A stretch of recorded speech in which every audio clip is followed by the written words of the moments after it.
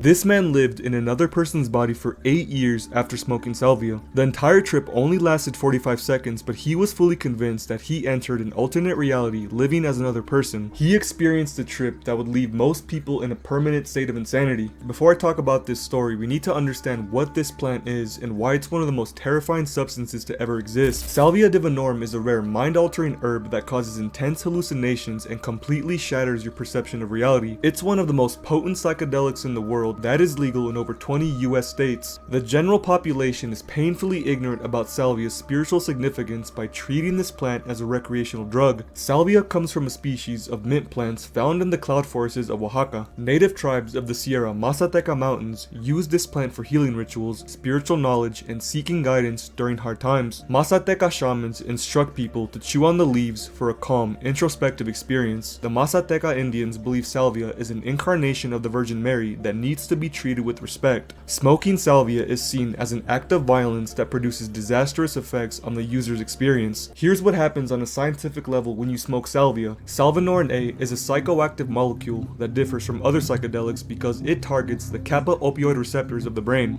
The reason salvia is more intense when smoked is because in a matter of seconds, salvinorin A floods the kappa opioid receptors before the brain has a chance to adapt. These receptors are found in regions of the brain that involve perception, memory, emotion, and body awareness. When you smoke salvia, the brain can no longer smoothly process these pieces of information. This results in the user losing awareness of their body, forgetting their identity, feeling like they're transported to another place, perceiving impossible spatial transformations, and difficulty distinguishing internal experiences from external reality. Not only that, smoking salvia affects the thalamus, which is your body's main information relay station that plays a major role in physical coordination and receiving signals from the five senses. This process is disrupted when the kappa opioid receptors are rapidly activated. This is why some people experience immersive hallucinations when smoking salvia. Smoking salvia also affects spatial orientation and temporal perception, also known as space and time. This is why some people feel like they're turning into inanimate objects, falling through space, and sometimes get transported into alternate realities, just like the man who lived in another person's body for 8 years. Stephen Cantwell was a preacher who wanted to experience what it was like to take a mind-altering substance.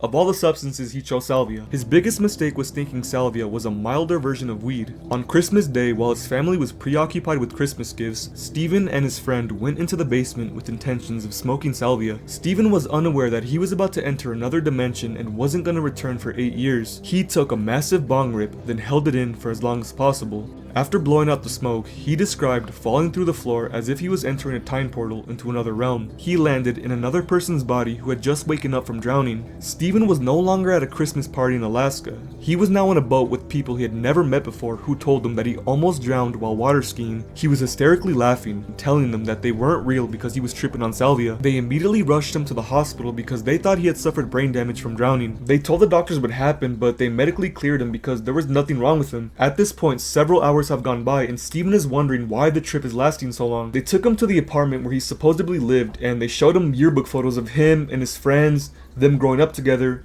Everything was technically okay, but he was in another person's body experiencing their past memories. The next day, he was taken to a farm where he worked and was trying to tell people that none of this was real. Nobody believed him because they thought he was still recovering from his accident. At this point, a whole 24 hours has gone by. Stephen is worrying about his family and there's nothing he can do. He just has to wait for the trip to wear off. He had no idea what the heck was going on. He thought maybe he died. Maybe it was a coma dream or a permanent state of limbo. Could it be that he was getting punished for the sins of his past life? As days turned into weeks, weeks turned into months, Stephen had no choice but to live his new life. He began investigating this new timeline by trying to contact relatives, old classmates, and familiar faces. None of them had ever existed. He even drove to his hometown to visit the graveyard where his family was buried. Nothing was the same. Everything was different. Except for Barack Obama being president, that was still the same. For years, Stephen slowly accepted the reality he was in and started to believe that his previous life was a fantasy. He was hanging out with friends, playing music, going on camping trips, and fully embracing his new life in Texas. Stephen missed his family in Alaska, but at the same time was enjoying his life as a single man. What's even crazier is that in his past life, he didn't know how to play a single instrument, but the moment he picked up a ukulele, he knew how to play it. Stephen would watch movies he had already seen in his past life because he had vivid memories of watching them with his family. He still remembered everything there was to know about being a Mormon. He had memories from 2 lifetimes in a single body. One day during a picnic, Stephen is over overcome with the same feeling of falling through the floor. Out of nowhere, he blasted into a time portal, then returned to his original timeline. Hanging around this picnic table talking, and I'm walking towards them, and for no reason, just I get that same feeling where my feet don't have the molecules in my body, don't have anything to do with the molecules on the ground, and I just find myself falling through the grass, and I find myself on the floor in my friend's gun room, and I am having a full seizure. I'm just like, the room is spinning around me, and then I feel it spin and then slow down, and then everything just sort of locks into place molecularly is the best way I can describe it. And I came out of it, and I just exploded crying. I just could not believe the fact that I was back. I was actually in Alaska, and my wife, who I thought I had imagined, was there holding me, and I could hear my kids outside in the hallway saying, "What's wrong with Daddy?" I had pissed myself all over the floor, but I just started blabbering to both of them and telling them this story of the last 8 years of my life, and oh my God, I thought I imagined you, and I'm just talking a million miles an hour, and she's like, shut up, you're ruining Christmas. I can't believe you were down here doing drugs. After taking a shower, he went upstairs for Christmas dinner, then immediately had a mental breakdown upon entering the room. He couldn't believe that he was back home with his family after fully accepting that they weren't real. After his Salvia trip, Stephen left the Mormon church and had a deeper insight about the nature of reality. He visited the town in Texas where he was transported to, and it was nothing like the town in the alternate timeline. Stephen reflected on his experiences, claiming he got off lucky because some people report that after smoking salvia, they become inanimate objects for decades and remember every minute of their experience. One user reported becoming a ceiling fan for 15 years after smoking salvia. They recalled every second of every minute of every hour of every day, and every day of every month. Another user smoked salvia, then watched himself grow into a tree for 20 years while the entire trip only lasted 5 minutes. A similar story involved a man having PTSD after being trapped in Super Mario 3 during a salvia trip. This story is chaotic because of the people he was with, the environment he was in, and the complete ignorance of what he was smoking. The video begins with a man named Jay preparing to smoke a bowl of salvia. He warns the viewers not to try this at home. Immediately after taking a bong rip, the world around him began to evaporate. The Super Mario 3 theme song is playing on repeat in the background. The song created a time loop that made him feel trapped for eternity. His consciousness was traveling through a realm of terror and confusion. Meanwhile, the people around him are cracking jokes, failing to understand the gravity of his situation. Imagine going through what Squidward is going through in that one episode with the Flying Dutchman, Infinite Hell Dimension Trap, while this guy's recording you. It's okay, Jay. What does he see? Tell us what you see, bro. Are you in Super Mario World? Did you get a Yoshi? Get the Yoshi. Get the blue Yoshi. The blue Yoshi can fly. He slowly comes back to reality and uses all of his strength to turn off the TV. Jay is visibly shaken from his experience and fully believed he was gonna die. He was never vocal about what he experienced and promised to never touch salvia again. Just like the teen who jumped out of a window and fell 60 feet during the horrific salvia trip, in 2023, a teen named Sam Taylor made headline news after surviving a fall that would have killed most people. After smoking salvia, Sam began to panic because the entire room turned black and his friend's face began to melt. He can be seen running down the hallway trying to escape his horrific hallucination. His trip sitter wasn't able to stop him from jumping out of the 4th-story window. Sam broke both his feet, pelvis, several ribs, and sustained several other injuries. Doctors said he only had a 15% chance of survival and has 62 pieces of hardware holding his body together. Sam had tripped over 100 times using psychedelics but wasn't prepared for salvia's hellish experience. I'm gonna read you a few salvia reports that I found very interesting. I've experimented with a few drugs, and without hesitation I can say that salvia was my worst experience by miles. I smoked it a few weeks ago my freshman year of college as a way to fit in. It was the first time any of us had tried it, and for some stupid reason we decided to do it in my dorm room. When it was my turn, I held the hit for about 10 seconds and my vision began to vibrate violently. With the help of some of my new friends, I was walked over to my bed and immediately blacked out. I felt as though I was being launched into space at the speed of light. I could hear very low pitched, eerie laughter of my my friends before things went silent. Then I began seeing a very defined geometric kaleidoscope of colors and energy bursts. The closest thing I can equate it to would be like looking at an overwhelming firework display from a kaleidoscope, and that doesn't even fully cover it. My entire body felt like it all began to fall apart from itself until my mind felt as if it had no attachment to my body. It was like my mind was floating through a different terrifying train through the universe as my entire being was scattering itself in various locations along the way. I truly felt as if I were in another dimension, or maybe even other dimensions all at the same time. I was told that I was tripping for only about 5 to 10 minutes, but it felt like years. When I finally snapped back to reality, I had tears welling up my eyes and I couldn't remember anything about myself or my identity.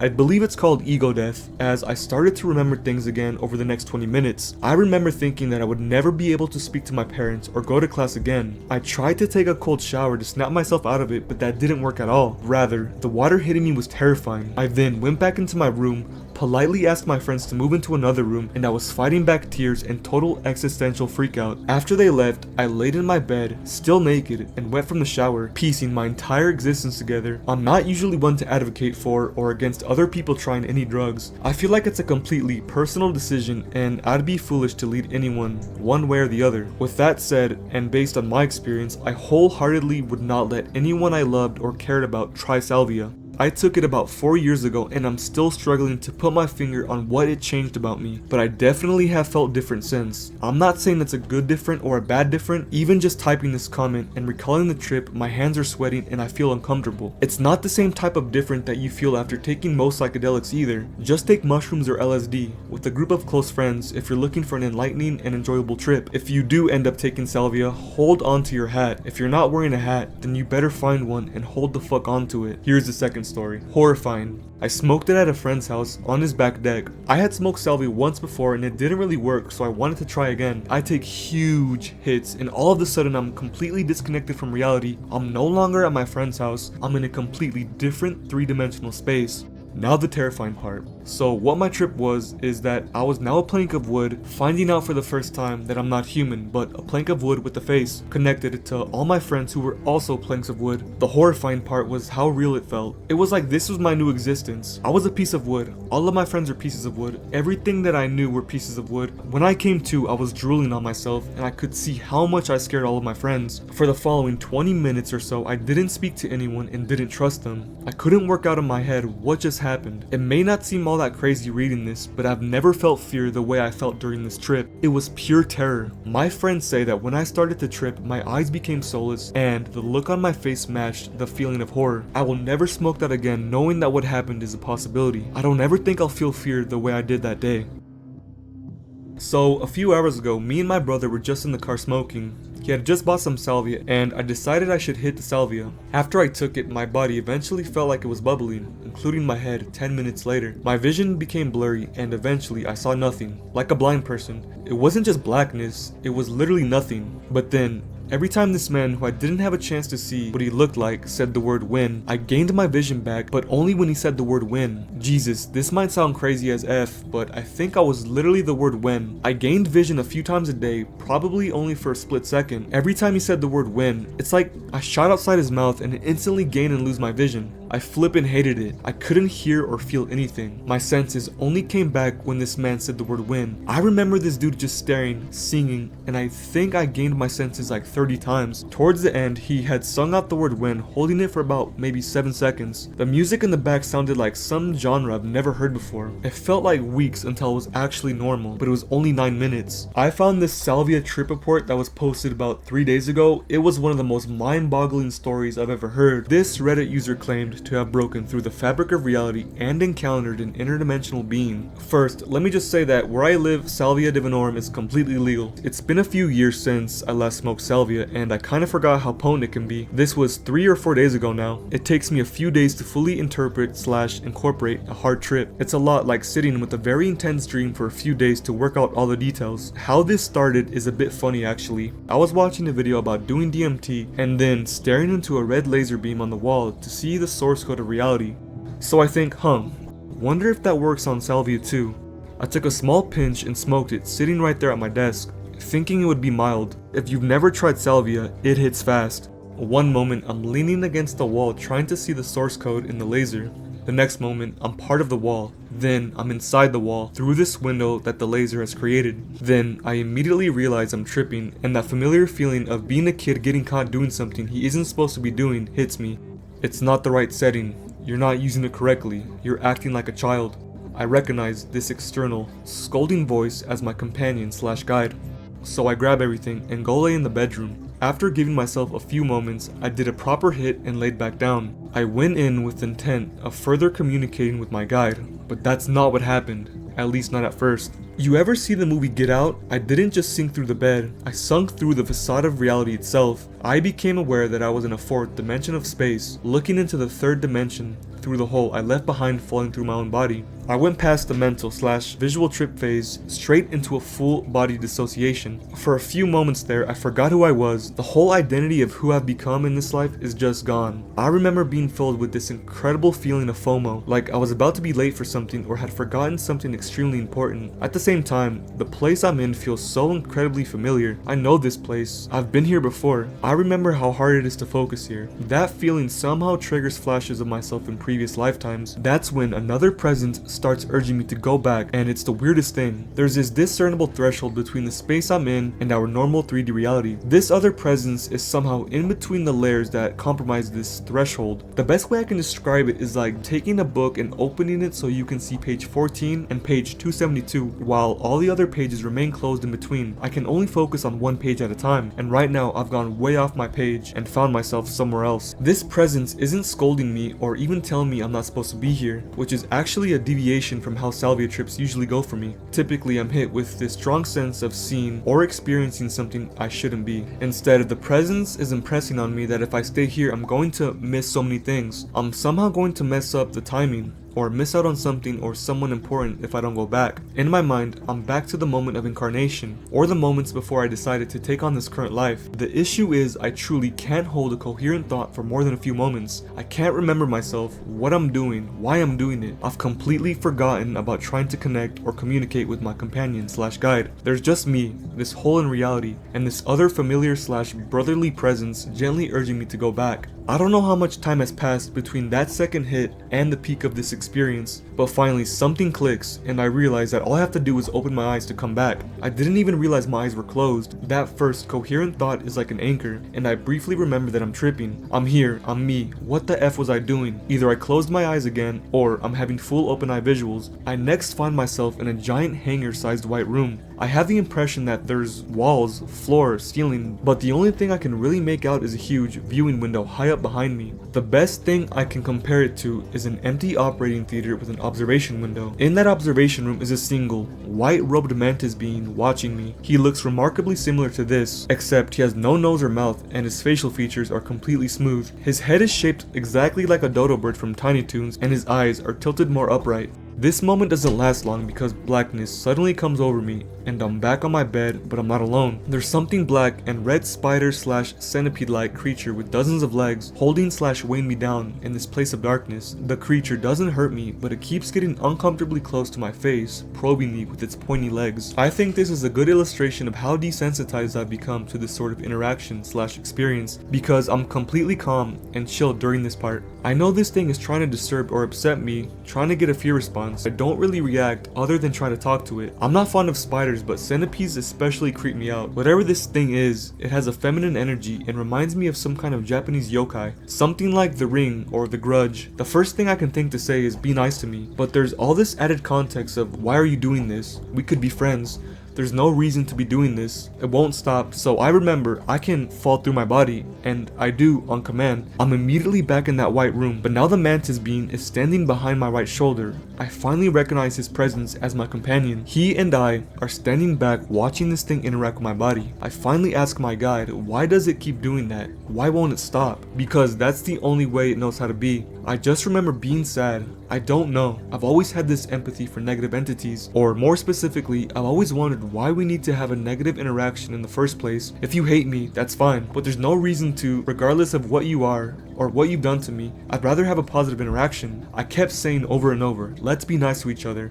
Sometimes empathy is not enough. You must give it another reason to change itself. Well, I didn't want to go back to my body with this thing on top of me. I don't know how else to explain this, but I slammed the book shut repeatedly. I felt like I was squishing a bug. I wasn't angry or upset, just doing what needed to be done. When it was over, this thing was reduced to smoke/dust, and I blew it away by exhaling deeply. Little Danger, a nickname he's used for me as long as I can remember. It has many different meanings based on the context and the situation. So much drama for such a small task. This is why you have a huge empty room. This was an implication that I needed so much empty white space because my mind was completely undisciplined. It then felt like a containment room of sorts, or even the loading space in the Matrix, like a place where my imagination can run wild like visualization without causing problems. I felt special for a moment until it was impressed upon me that everyone has such a white space/room. Salvia will do this tricky thing where you suddenly think the trip is over, but it isn't, and you're still hallucinating. It also makes you sweat like crazy. Now I'm back in base reality, but in third person, watching myself reach for the glass of water on my nightstand. At this point, I think I'm completely sober, but at the same time, I have this underlying knowing that the glass of water isn't real. It's just a facade/veneer draped over the substrate of reality that manifests in response to our conscious interaction. This is third person's me thoughts. Meanwhile, first person me is like, I don't care, I'm thirsty, and this is water. Then I realize I'm completely dissociating. Maybe I'm out of body, but how can I be out of body and in my body at the same time? You're always both, my guide communicates to me, but you experience one or the other based on where your focus goes the most. As soon as I take the first sip, my focus is snapped into the moment of the experience, and I'm fully back. I'm still fairly high, but I'm not tripping anymore. I think the whole experience lasted 10 minutes. For a few days afterwards, I was left with this lingering feeling that reality wasn't real, or at least what we experience as reality in these physical bodies is only a fraction of the full scope of reality. It's like walking on the surface of water without knowing what the water is. Very interesting story.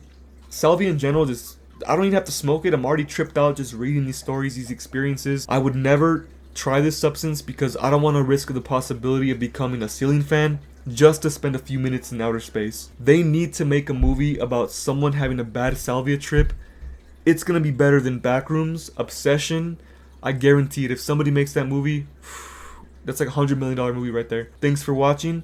I got more stuff coming out, but hey, check out the merch. Hey, look at, I got more shirts coming out. Something, if you want to support the channel, just buy a shirt, because I don't like taking donations because you get nothing in return. But if you just want to support the channel, why not buy a shirt? I'm gonna see you in the next one.